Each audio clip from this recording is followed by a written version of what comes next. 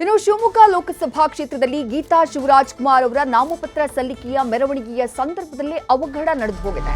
ಮೆರವಣಿಗೆಯ ಸಂದರ್ಭದಲ್ಲಿ LED display board ಏಕಾಏಕಿ ಕುಸಿದಿದೆ. ಶಿವಮೊಗ್ಗ ನಗರದ ಗಾಂಧಿ ಬಜಾರ್ನಲ್ಲಿ ನಡೆದಿರುವಂತಹ ಘಟನೆ ಇದು. ಬೋರ್ಡ್ ಬಿದ್ದಂತಹ ಪರಿಣಾಮ ಓರ್ವ ಮಹಿಳೆ ಸೇರಿ 4 ಗಾಯಗೊಂಡಿದ್ದಾರೆ. ನಾಮಪತ್ರ ಸಲ್ಲಿಕೆಯ ಮೆರವಣಿಗೆಯ ಸಂದರ್ಭದಲ್ಲಿ ಇಂಥದ್ದೊಂದು ಅವಘಡ ನಡೆದು ಹೋಗಿದೆ. ಎಲ್ಇಡಿಯನ್ನ ಅಳವಡಿಸಿದಂತಹ ವ್ಯಕ್ತಿಯ ನಿರ್ಲಕ್ಷ್ಯಕ್ಕೆ ಆಕ್ರೋಶ ವ್ಯಕ್ತವಾಗಿದೆ. ಬಹಳ ದೊಡ್ಡ ಮಟ್ಟದಲ್ಲಿ ರ್ಯಾಲಿಯನ್ನ ನಡೆಸಿ ಶಕ್ತಿ ಪ್ರದರ್ಶನವನ್ನ ಮಾಡಿ ಶಿವಮೊಗ್ಗ ಲೋಕಸಭಾ ಕ್ಷೇತ್ರದ ಕಾಂಗ್ರೆಸ್ ಅಭ್ಯರ್ಥಿಯಾಗಿರುವಂತಹ ಗೀತಾ ಶಿವರಾಜ್ಕುಮಾರ್ ಅವರು ಇವತ್ತು ತಮ್ಮ ನಾಮಿನೇಷನ್ ಫೈಲ್ ಮಾಡಿದ್ದಾರೆ. ಅದೇ ಸಂದರ್ಭದಲ್ಲಾಗಿರುವಂತಹ ಅವಘಡ ಇದು.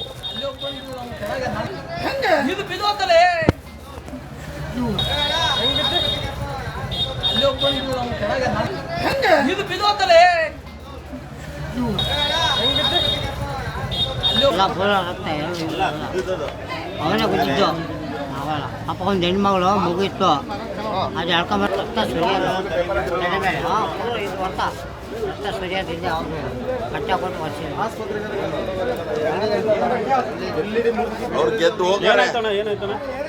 ಇಲ್ಲ ಗಾಡಿ ಬರ್ತಿತ್ತಾ ಒಂದು ಹೆಂಗ್ಸು ಮಗು ಆಟೋ ನಾ ಹಿಡ್ಕೊಂಡು ಹೋಗೋದೆ ಅವ್ರು ತಾಟ್ಬಾರಿ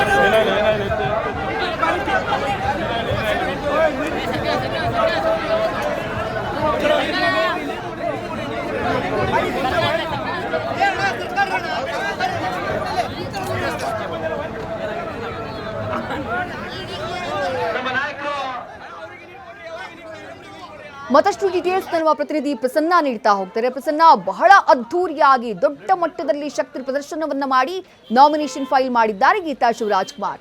ಅದೇ ಸಂದರ್ಭದಲ್ಲಿ ಇಂಥದ್ದೊಂದು ಅವಘಡ ನಡೆದು ಹೋಗಿದೆ. ಸದ್ಯ ಗಾಯಾಳುಗಳ ಸ್ಥಿತಿ ಹೇಗಿದೆ? ಜೊತೆಗೆ ಯಾರು ಎಲ್ಇಡಿ ವಾಲ್ನ ಅಳವಡಿಕೆ ಮಾಡಿದ್ದು, ಅವ್ರ ವಿರುದ್ಧ ಏನಾದರೂ ಕ್ರಮ ಆಗ್ತಿದ್ಯಾ, ಹೇಗೆ? ವಿದ್ಯಾ, ಶಿವಮೊಗ್ಗದಲ್ಲಿ ಇವತ್ತೇನು ಕಾಂಗ್ರೆಸ್ನ ಅಭ್ಯರ್ಥಿಯಾದಂತಹ ಗೀತಾ ಶಿವರಾಜ್ಕುಮಾರ್ ಅವರು ತಮ್ಮ ಭಾರೀ ಬೆಂಬಲಿಗರು ಮತ್ತೆ ಪಕ್ಷದ ಕಾರ್ಯಕರ್ತರೊಂದಿಗೆ ರಾಮಣ್ಣ ಶೆಟ್ಟಿ ಪಾರ್ಕಿಂದ ಡಿಸಿ ಕಚೇರಿಗೆ ಒಂದು ನಾಮಪತ್ರ ಸಲ್ಲಿಕೆ ಸಂದರ್ಭದಲ್ಲಿ ಗಾಂಧಿ ಬಜಾರ್ನ ರಾಮಣ್ಣ ಶೆಟ್ಟಿ ಪಾರ್ಕ್ನಿಂದ ಏನೋ ಒಂದು ಮೆರವಣಿಗೆ ಹೊರಡುತ್ತೆ. ಆ ಮೆರವಣಿಗೆಗೆ ಸಂಬಂಧಪಟ್ಟಂತೆ ಮತ್ತೆ ಜನರಿಗೆ ಗಮನ ಸೆಳೆಯೋಕ್ಕೋಸ್ಕರ ಪಕ್ಷದ ವತಿಯಿಂದ ಒಂದು ವಾಹನದಲ್ಲಿ ಎಲ್ಇಡಿ ಡಿಸ್ಪ್ಲೇ ಬೋರ್ಡ್ ನ ಅಳವಡಿಸಲಾಗಿತ್ತು. ಅಂದ್ರೆ ಸುಮಾರು 2.5 ಇಂದ 3 ಕ್ವಿಂಟಾಲ್ ಅಷ್ಟು ದೊಡ್ಡ ಗಾತ್ರದ ಒಂದು ಡಿಸ್ಪ್ಲೇ ಬೋರ್ಡ್. ಆದ್ರೆ ಅದಕ್ಕೆ ಸೂಕ್ತವಾದಂತಹ ಒಂದು ಹಗ್ಗವನ್ನ ಕಟ್ಟಿದ್ದಾಗ್ಲಿ, ಅದು ಬೀಳದ ರೀತಿ ಅದಕ್ಕೆ ಬಂದೋಬಸ್ತ್ ಮಾಡಿದ್ದಾಗ್ಲಿ ನಿರ್ಲಕ್ಷ್ಯ ವಹಿಸಿದ ಕಾರಣ, ಅಂದ್ರೆ ಏನು ಎಲ್ಇಡಿ ಅಳವಡಿಕೆಯ ಜವಾಬ್ದಾರಿ ಹೊತ್ತಂತಹ ಒಬ್ಬ ವ್ಯಕ್ತಿ ಏನಿದ್ದ ಆತ ಅಳವಡಿಕೆಯ ವಿಚಾರದಲ್ಲಿ ನಿರ್ಲಕ್ಷ್ಯ ತೋರಿದ ಪರಿಣಾಮವಾಗಿ ವಾಹನ ಚಲಾವಣೆ ಆಗ್ತಿರೋದ್ರಲ್ಲಿ ಡಿಸ್ಪ್ಲೇ ಬೋರ್ಡ್ ಇದ್ದಕ್ಕಿದ್ದಂಗೆ ಕುಸಿಯುತ್ತೆ. ಆ ಸಂದರ್ಭದಲ್ಲಿ ಅಕ್ಕಪಕ್ಕ ಇದ್ದಂತಹ ಒಬ್ಬ ಮಹಿಳೆ ಹಾಗೂ 3 ಜನರ ಮೇಲೆ ಅದು ಬೀಳುತ್ತೆ. ಅದರಲ್ಲಿ ದೃಶ್ಯ ಮಾಧ್ಯಮದ ಒಬ್ಬ ವರದಿಗಾರನಿಗೂ ಕೂಡ ಭುಜಕ್ಕೆ ಸಾಕಷ್ಟು ಪೆಟ್ಟಾಗಿದೆ. ಹಾಗೆ ಒಬ್ಬ ವಯಸ್ಸಾಗಿರುವಂತಹ ವ್ಯಕ್ತಿಯ ತಲೆಗೂ ಕೂಡ ಪೆಟ್ಟಾಗಿ ರಕ್ತಸ್ರಾವವಾಗುತ್ತೆ. ಇಲ್ಲಿ ನಾವು ಮುಖ್ಯವಾಗಿ ಗಮನಿಸಬೇಕಾಗಿರೋದು, ಇಂಥ ಒಂದು ಅವಘಡ ನಡೆದಾಗ ಪಕ್ಷದ ಪ್ರಮುಖರಾಗಿರ್ಬೋದು ಅಥವಾ ಆ ಒಂದು ಡಿಸ್ಪ್ಲೇ ಬೋರ್ಡ್ ನ ಅಳವಡಿಕೆಯ ಜವಾಬ್ದಾರಿ ಹೊತ್ತಂತಹ ವ್ಯಕ್ತಿ ಆಗ್ಲಿ ಯಾರು ಅದ್ರ ಬಗ್ಗೆ ಜವಾಬ್ದಾರಿ ತಗೊಳ್ಳಲ್ಲ. ಮತ್ತೆ ಪೆಟ್ಟು ಬಿದ್ದಂತಹ ರಕ್ತ ಸೋರಿದ ವ್ಯಕ್ತಿಗಳಿಗೆ ಒಂದು ಸಾಂತ್ವನ ಹೇಳುವಂತಹ ಅಥವಾ ಅವ್ರನ್ನ ತಕ್ಷಣವೇ ಅಲ್ಲಿಂದ ಆಸ್ಪತ್ರೆಗೆ ಕರ್ಕೊಂಡೋಗಿ ಚಿಕಿತ್ಸೆ ಕೊಡಿಸುವಂತಹ ವಿಚಾರದಲ್ಲಿ ತುಂಬಾ ನಿರ್ಲಕ್ಷ್ಯ ವಹಿಸ್ತಾರೆ. ಇದು ಕೂಡ ಸಾಕಷ್ಟು ಸ್ಥಳೀಯರಲ್ಲಿ ಆಕ್ರೋಶ ವ್ಯಕ್ತವಾಗುತ್ತೆ. ನಂತರ ಅಷ್ಟೇ ಅವ್ರನ್ನ ಒಂದಿಬ್ರು ನಾಮಕಾವಸ್ಥೆಗೆ ಅವ್ರನ್ನ ಸರ್ಕಾರಿ ಮೆಗನ್ ಹಾಸ್ಪಿಟಲ್ ಕರ್ಕೊಂಡೋಗಿ ಅಂತ ಹೇಳ್ತಾರೆ. ಕೊನೆಗೂ ಕೂಡ ಗಾಯಾಳುಗಳೇ ಅವರೇ ಆಟೋದಲ್ಲಿ ಹೋಗ್ಬಿಟ್ಟು ಚಿಕಿತ್ಸೆ ಪಡೆದಿರುವಂತದ್ದು ಇಲ್ಲಿ ಗಮನಿಸಬೇಕಾಗಿದೆ. ಅಂದ್ರೆ ಒಂದು ರ್ಯಾಲಿಯನ್ನು ಆಯೋಜನೆ ಮಾಡಿದಾಗ ಅದಕ್ಕೆ ಸಂಬಂಧಪಟ್ಟಂತಹ ವ್ಯಕ್ತಿಗಳಾಗಿರ್ಬೋದು, ಅದಕ್ಕೆ ಸಂಬಂಧಪಟ್ಟಂತಹ ಏನೇ ಜವಾಬ್ದಾರಿಗಳನ್ನು ಹೊಂದಂತವರಾಗಿರ್ಬೋದು, ಅವ್ರು ಯಾರು ಇಂತಹ ಒಂದು ಅವಘಡ ನಡೆದಾಗ ಅಥವಾ ದುರ್ಘಟನೆ ನಡೆದಾಗ ಅದಕ್ಕೆ ಸಂಬಂಧಪಟ್ಟಂತೆ ಸ್ಪಂದಿಸುವ ಕೆಲಸವನ್ನು ಮಾಡದೆ ನಿರ್ಲಕ್ಷ್ಯ ವಹಿಸಿರುವಂತದ್ದು ನಾವು ಇಲ್ಲಿ ಎದ್ದು ಕಾಣುವಂಥದ್ದು. ದಿವ್ಯಾ, ಥ್ಯಾಂಕ್ ಯು ಪ್ರಸನ್ನ, ತಮ್ಮ ಡೀಟೇಲ್ಸ್.